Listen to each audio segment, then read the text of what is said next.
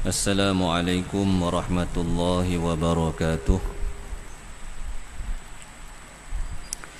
Alhamdulillahi rabbil alamin. Wassalatu wassalamu ala ashrafil anbiya'i wal mursalin wa ala alihi wa sahbihi ajma'in. Subhanaka la ilma lana illa ma 'allamtana innaka antal alimul hakim. Subhanaka la fahma lana illa ma fahhamtana innaka antal jawadul karim. Wala hawla wala quwwata illa billahil aliyyil azim. Rabbi shrah li sadri wa yassir li amri wahlul 'uqdatam min lisani yafqahu qawli. Alhamdulillah. Marilah sama-sama kita memanjatkan kesyukuran kita ke hadirat Allah Subhanahu wa taala sehingga ke hari ini masih lagi diberi kesihatan, diberi taufik kepada kita semua untuk mentaati perintah Allah Subhanahu wa taala. Mudah-mudahan segala amalan kita diterima oleh Allah Subhanahu wa taala. Pada malam ini kita akan sambung bacaan daripada kitab Wasailul Wusul ila Syamailir Rasul. Masih lagi hadis-hadis yang ringkas, yang pendek, yang disabdakan oleh baginda sallallahu alaihi wasallam dalam berbagai keadaan. Qala al-musannif rahimahullahu ta'ala wa nafa'ana bihi wa bi'ulumihi fid dharain amin. Wa qala an-nabiy sallallahu alaihi wasallam inna Allaha yuhibbur rifqa fil amri kullihi. Bersabda Nabi sallallahu alaihi wasallam, sesungguhnya Allah Subhanahu wa ta'ala menyukai ar-rifqa fil amri kullihi, sifat lemah lembut dalam setiap urusan. Yang ini dalam setiap urusan kita, sama ada dalam urusan agama maupun urusan dunia. Sifat lemah lembut, mudah, ataupun bahasa kita mudah kira, jenis senang, ringan, tak kerah, tidak kasar. Ini sifat yang disukai, yang dicintai oleh Allah Subhanahu wa ta'ala. Dalam pergaulan kita, dalam muamalah kita, sifat-sifat ini sangat dituntut. Lebih-lebih lagi dalam keluarga kita. Dalam keluarga kita, ketegasan ada, tapi dalam masa yang sama kena ada sifat ar-rifqu, sifat lemah lembut, belas kasihan, tidak terlampau keras. Tapi tidaklah bermakna lemah lembut ni sampai kita lepas je, tak juga. Jadi ini sifat yang dituntut. Sifat yang dituntut. Bahkan dalam kita nak menyuruh sesuatu perkara yang baik, kita nak ajak orang buat benda baik, ataupun nak larang seseorang itu daripada perbuatan yang mungkar, ini pun perlukan sifat lemah lembut ni.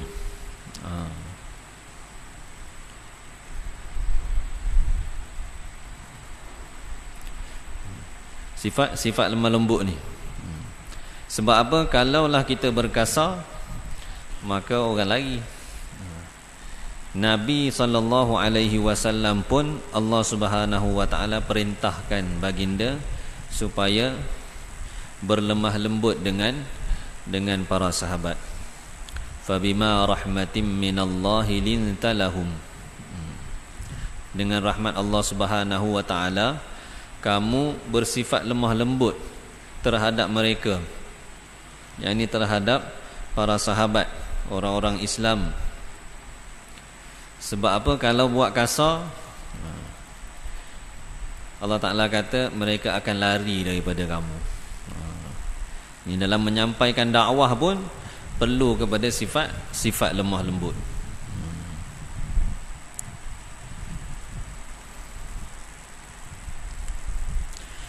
Sebab hadis ini disabdakan oleh baginda sallallahu alaihi wasallam, berlaku satu peristiwa. Dalam sebuah hadis, Sayyidatina Aisyah radhiyallahu taala anha, dia kata, satu rombongan orang-orang Yahudi datang masuk berjumpa Nabi sallallahu alaihi wasallam. Bila mereka datang jumpa Nabi, mereka kata, Assalamu alaikum. Kalau orang dengar tak berapa teliti, bunyi macam Assalamu alaikum. Tapi dia kata lain, dia kata Assalamu alaikum. Assalamu ni maknanya dia mati. Yakni dia doa keburukan kepada Nabi sallallahu alaihi wasallam, kematian atas kamu. Kata Sayyidina Aisyah radhiyallahu taala anha, dia kata, aku faham apa yang orang Yahudi tu cakap. Maka aku pun balas. Sayyidatina Aisyah balas, wa alaikumussamu wal la'natu. Atas kamu juga kematian dan laknat. Laknat daripada Allah. Maka Rasulullah sallallahu alaihi wasallam bersabda kepada Sayyidatina Aisyah, wahai Aisyah, bertenang. Jangan, maksudnya gopoh, jangan terlalu cepat. Ini yang Nabi kata suruh sifat lemah lembut ni. Walaupun orang mendoakan keburukan kepada baginda sallallahu alaihi wasallam, tapi Nabi tidak marah terus. Bahkan Sayyidatina Aisyah balas tu pun Nabi kata, relax, tunggu dulu. Maka Nabi sallallahu alaihi wasallam bersabda, innallaha yuhibbur rifqa fil amri kullihi. Allah Taala suka sifat lemah lembut dalam setiap urusan. Maksudnya jangan kita cepat-cepat nak balas, nak lawan cakap. Kata Sayyidina Aisyah, aku tanya, wahai Rasulullah, adakah tuan tak dengar apa yang mereka kata tu? Maka Rasulullah sallallahu alaihi wasallam menjawab, aku dah jawab dah, wa alaikum. Nabi jawab simple je. Mereka kata assalamu alaikum, kematian atas kamu. Nabi jawab alaikum je. Nabi tak jawab alaikumussalam. Nabi jawab alaikum, untuk kamu pun. Jawapan Nabi tu nampak alaikum je, tak nampak kasar dia punya jawapan tu. Seperti mana Sayyidatina Aisyah jawab terus terang tu, alaikum assalamu, tambah lagi laknat selagi. Nak marah. Memang patut pun dia marah. Sebab orang biadab dengan Nabi sallallahu alaihi wasallam, doa keburukan. Tapi dalam keadaan tu pun Nabi sallallahu alaihi wasallam kata, sabar dulu, tunggu dulu. Jangan keras sangat. Ini asal usul hadis ini disabdakan oleh Nabi sallallahu alaihi wasallam. Dalam sebuah hadis ada disebut sifat lemah lembut ni, dia tidak akan ada di dalam sesuatu perkara, melainkan dia akan menjadikan perkara itu cantik. Orang kalau dalam diri dia dan khususnya manusia. Bila dalam diri dia tidak ada sifat lemah lembut, keras sokmo, jadi orang pun jadi murka dengan dia, keras sangat. Semua doktor jadi payah, jadi tidak baik jadi. Nabi kata, kalaulah sesuatu itu ada sifat lemah lembut ni, sifat lemah lembut ini akan menjadikan perkara itu cantik. Dia akan menghiasi perkara itu. Seseorang yang ada sifat lemah lembut tu akan jadi penghias diri dia. Nampak dia itu baik. Dan Nabi kata, tidaklah dicabut sesuatu daripada sesuatu itu sifat lembut, melainkan dia akan menyebabkan benda tu jadi buruk. Nampak tak comel bila tidak ada sifat lemah lembut.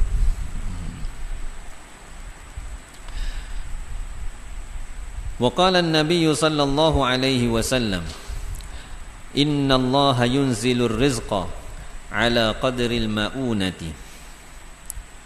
Bersabda Nabi sallallahu alaihi wasallam, sesungguhnya Allah Subhanahu wa taala menurunkan rezeki, yakni menurunkan rezeki kepada manusia ini mengikut kadar maunah,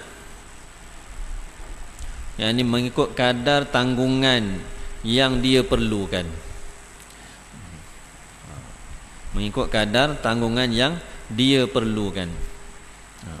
Banyak yang dia perlu, keadaan dia macam mana, apa yang sesuai dengan dia, maka berkadar itulah Allah Subhanahu wa taala akan beri rezeki kepadanya. Sebenarnya rezeki itu Allah Taala dah tetap dah sebelum lahir lagi. Cuma cara Allah Taala turunkan rezeki itu berperingkat, ikut kadar dia, ikut kadar yang diperlukan oleh seseorang. Cuma mungkin ada orang tanya, kalau gitu buat apa dia jadi orang susah? Buat apa ada orang tak cukup? Kalaulah Allah Ta'ala turunkan rezeki itu ikut kadar keperluan dia, mestilah cukup. Tak? Tapi berlakunya ramai yang tak cukup. Satu perkara yang perlu difahami, Allah Ta'ala beri rezeki yang tu memang Allah Ta'ala dah tetap dah daripada awal lagi, bahawa banyak rezeki yang Allah Ta'ala akan kurniakan kepada seseorang. Dalam masa yang sama, Allah Subhanahu wa Ta'ala nak daripada manusia ini, hamba-hamba Allah Ta'ala ini, supaya di dalam hatinya ada pergantungan hanya kepada Allah. Pergantungan dia kepada Allah, itu syarat utama Allah Ta'ala nak tolong. Pergantungan dia. Kalaulah pergantungan manusia ini lemah pada Allah Subhanahu wa Ta'ala, maka yang datang daripada Allah Ta'ala, rahmat Allah Subhanahu wa Ta'ala yang sampai kepada kita pun lemah sikit. Kita rasa usaha kita yang selesaikan segalanya, kemampuan kita yang selesaikan segalanya, Allah Ta'ala pun biar.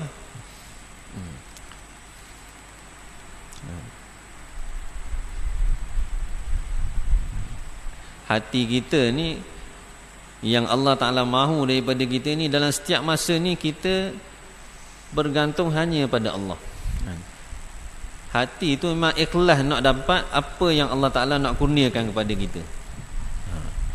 Macamlah satu orang yang hampir lemas, tak ada siapa dah nak tolong dia. Waktu tu dia mengharap pada Allah Subhanahu wa Ta'ala. Macam tu hati ni nak. Hati yang dituntut oleh Allah Subhanahu wa Ta'ala. Barulah Allah Subhanahu wa Ta'ala akan bantu kita.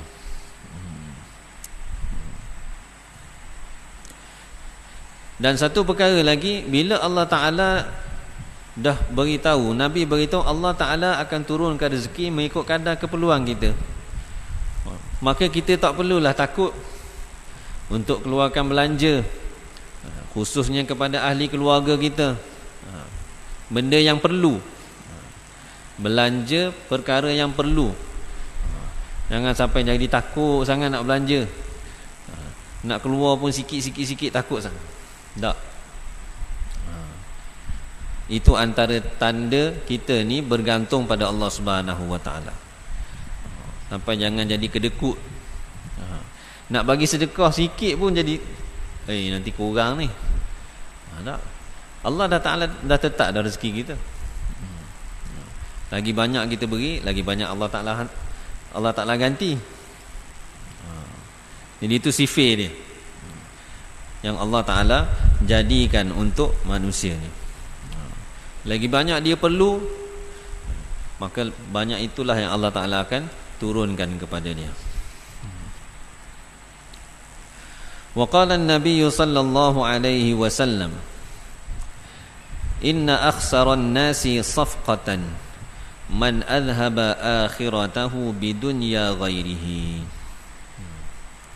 Bersabda Nabi sallallahu alaihi wasallam, sesungguhnya serugi-rugi manusia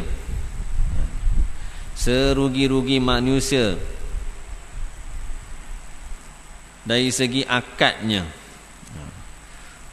Kataan safqah dalam hadis ni asal maknanya akad jual beli seseorang. Kita akad jual beli dengan satu orang, itu dipanggil safqah. Jadi Nabi kata jual beli yang paling merugikan manusia ni apa dia? Ataupun orang yang paling rugi jual beli dia ialah man adhhaba akhiratahu bidunya ghairihi.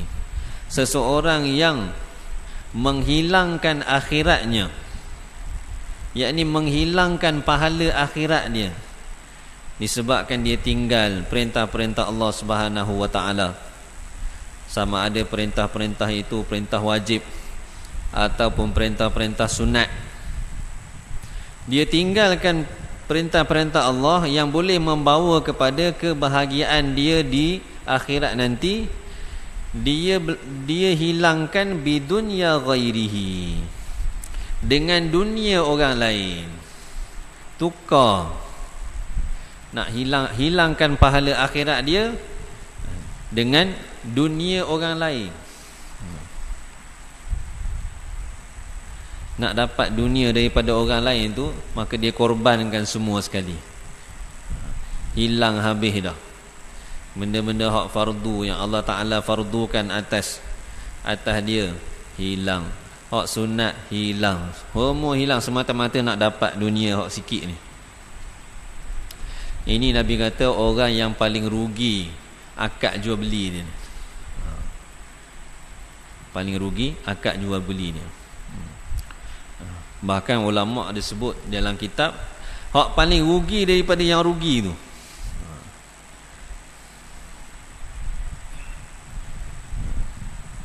Hak paling rugi daripada yang rugi tu, maksudnya orang yang paling kedudukan dia rendah sangat. Orang yang jual dunia dia dengan, orang yang jual agama dia dengan dunia orang lain. Hilang habis semua agama semata-mata nak dapat dunia yang dia nak dapat daripada satu orang. Ini orang yang paling rugi. Dan kerugian tu tak nampak kat dunia.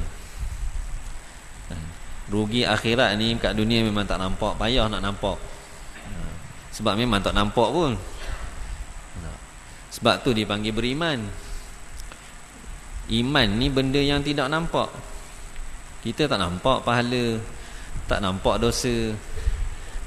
Syurga tidak nampak, neraka pun tak nampak, azab kubur tak nampak, nikmat-nikmat dalam syurga kita tak nampak. Benda tak nampak. Benda tak nampak ni lah yang bila kita yakin, itu dipanggil iman. Yu'minuna bil ghaibi, meyakini perkara yang tidak nampak. Hak nampak ni memang habis dah. Bila dah nampak dia tak jadi iman dah. Bila mati nampak belaka dah, waktu tu baru nak percaya, baru nak yakin, tak jadi dah, tak panggil iman dah. Masa tu dia dah nampak.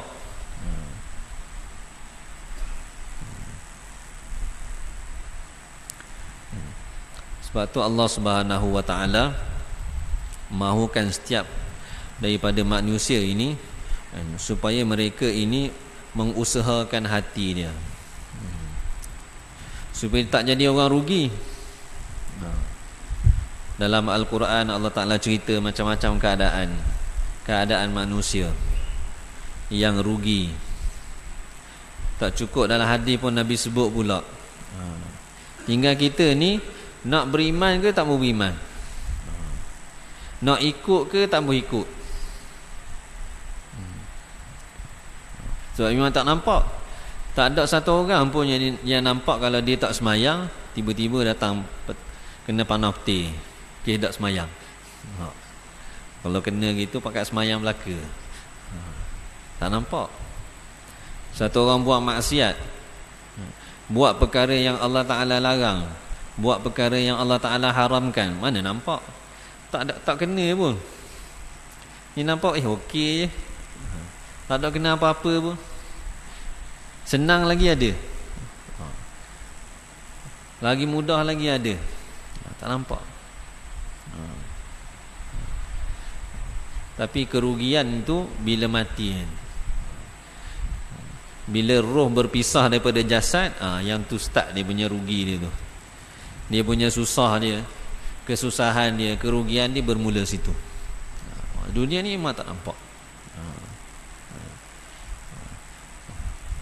Tapi Nabi pesan dah ke kita, orang begini rugi, orang macam ni tak berjaya, orang macam ni akan dapat gini di akhirat. Nabi pesan dah.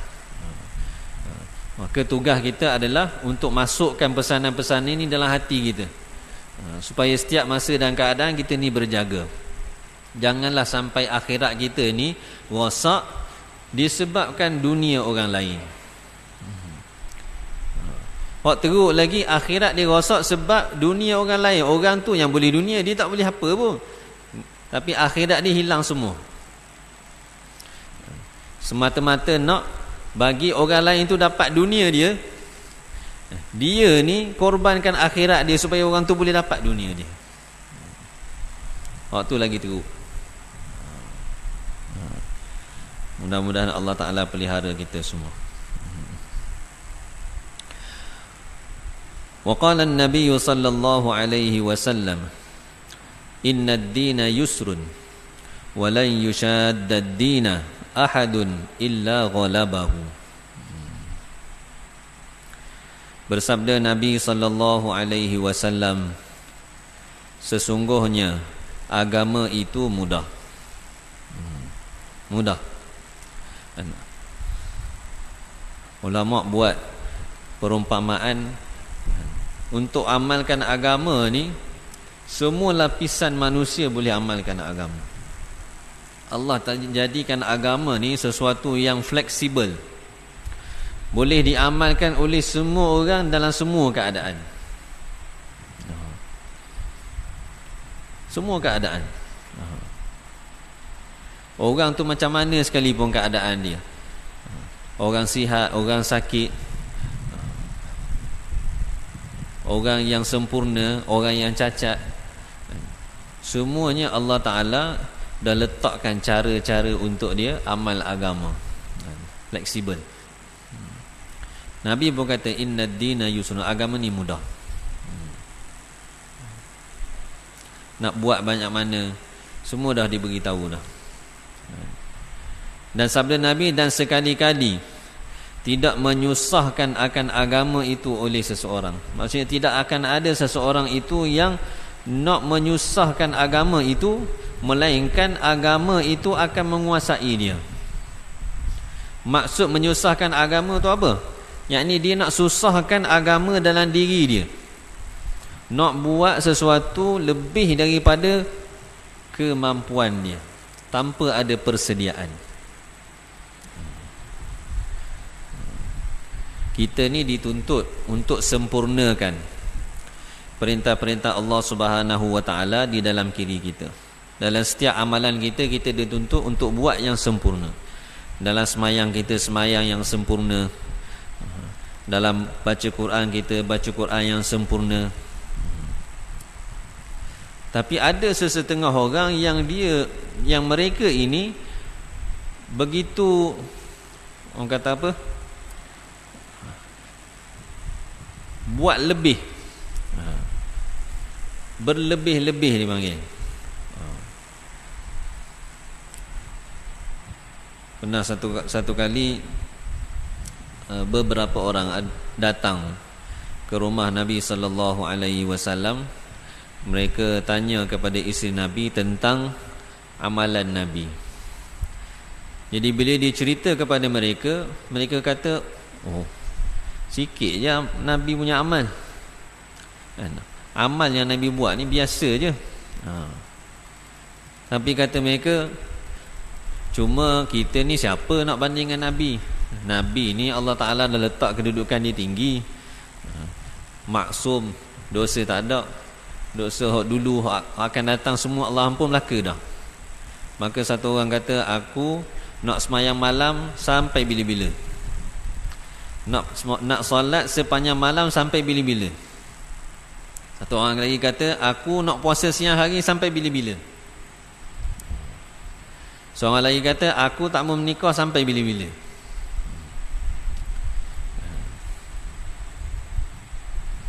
Maka Nabi SAW bila dengar apa yang tiga orang ni nak buat, maka Nabi SAW bagi tahu, aku ni orang yang paling takut pada Allah daripada kalangan kamu. Tapi dalam masa yang sama, aku bangun malam dan aku tidur. Aku puasa siang hari dan ada hari aku tak puasa. Dan aku berkahwin. Dan Nabi SAW sebut, siapa yang tak suka kepada sunnah jalan hidup aku ni, maka dia bukanlah sebahagian daripada umatku. Itu Nabi SAW beritahu. Maksudnya, kita ini, apa yang Nabi SAW tunjuk pada kita, itulah sebenarnya agama yang mudah untuk kita.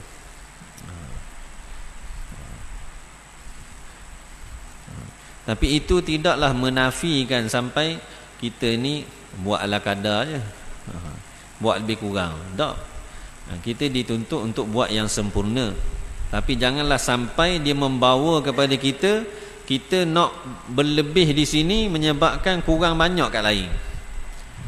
Contohnya satu orang tu dia semayang malam sepanjang malam, berjaga sepanjang malam semayang sunat. Baguslah semayang sunat tu. Tapi begitu sekali dia paksa diri dia sehingga menyebabkan bila nak subuh jadi ngatuk sangat, sampai tak boleh nak bangun dah, tertidur sampai terlepas waktu subuh. Zaman Sayyidina Umar pernah satu kali selepas semayang subuh, Sayyidina Umar tengok ada satu orang sahabat tak ada. Sayyidina Umar pergi rumah dia, tanya. Bila panggil, mak dia keluar. Saya tanya, mana si fulan ni? Dia kata, si fulan ni semayang sepanjang-panjang malam. Bila kat subuh yang ngatuk sangat. Kata Sayyidina Umar, aku lebih suka solat subuh berjemaah lebih daripada semayang sepanjang-panjang malam. Kita nak dapatkan kelebihan di sini, menyebabkan kelebihan yang besar lagi kita terlepas. Yang ni yang Nabi kata, seseorang itu tidak akan menyusahkan agama dalam diri dia, melainkan agama itu akan mengatasi dia, menyebabkan dia ni lama kelamaan tinggal terus. Buat lebih-lebih sampai satu tahap dia jadi bosan. Mungkin kali pertama tu mari semangat tak? Dengar, semangat nak buat buat sehari, 2 hari, 3 hari, lepas tu hilang. Yang ni agama tidak anjurkan kepada kita. Kita berusaha ke arah kesempurnaan, dalam masa yang sama kita jaga. Jangan berlebih-lebihan sehingga menyebabkan kita ini mengurangkan bahagian-bahagian agama yang lain. Jangan sampai tahap gitu.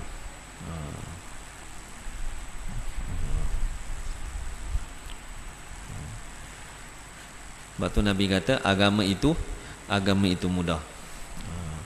Jadi kita buat yang sederhana, tetapi kita boleh buat secara istiqamah, berterusan. Sedikit demi sedikit kita tambah. Dalam agama ni kita nak ke arah lebih, tapi dia tak boleh gelojoh, tak boleh cepat. Tiba-tiba tu naik atas tu, dia jatuh tak bangun lah. Masalah. Sikit kita latih diri kita, baca sikit sampailah kita sampai ke satu tahap. Bila kita berada di tahap tu, tahap selesa. Taklah sampai itu kita struggle, maksudnya susah, dan beberapa ketika hilang. Jadi itu tahap agama yang Nabi SAW nak kita usahakan. Ada satu hadis Nabi SAW sebut, innakum lan tanalu hadzal amra bil mubalaghati. Sesungguhnya kamu semua ini sekali-kali tidak akan mendapat agama ini dengan cara mubalaghah, berlebih-lebihan. Maksudnya kita tidak akan dapat amalkan agama yang sempurna, tidak akan dapat faham agama yang sempurna dengan cara berlebih-lebihan. Wah, ekstrim. Sebab apa? Sampai satu masa kita akan jadi boring, jadi bosan, tinggalkan. Wa khairu dinikum aisaruhu. Dan sebaik-baik agama kamu adalah yang paling mudahnya. Mudah di sini maksudnya bukan kita buat yang paling sikit. Yang pertengahan. Yang ambil orang mudah, buat paling sikit lah, senang. Waktu paling mudah sikit. Dah, buat yang pertengahan. Ini yang dikehendaki. Dalam hadis lain ada sebut, Nabi sebut khairul umuri awsatuha. Sebaik-baik urusan itulah yang pertengahannya. Wallahu a'lam. Semoga Allah Subhanahu wa taala beri taufik dengan apa yang disampaikan pada malam ini, sama-sama dapat kita jadikan pedoman untuk kita amalkan dalam kehidupan kita dan kita sampaikan kepada saudara-saudara kita yang lain, insya-Allah. Subhanakallahumma wa bihamdika asyhadu an la ilaha illa anta astaghfiruka wa atubu ilaik. Subhana rabbika rabbil izzati amma yasifun wa salamun alal mursalin. Alhamdulillahirabbil alamin.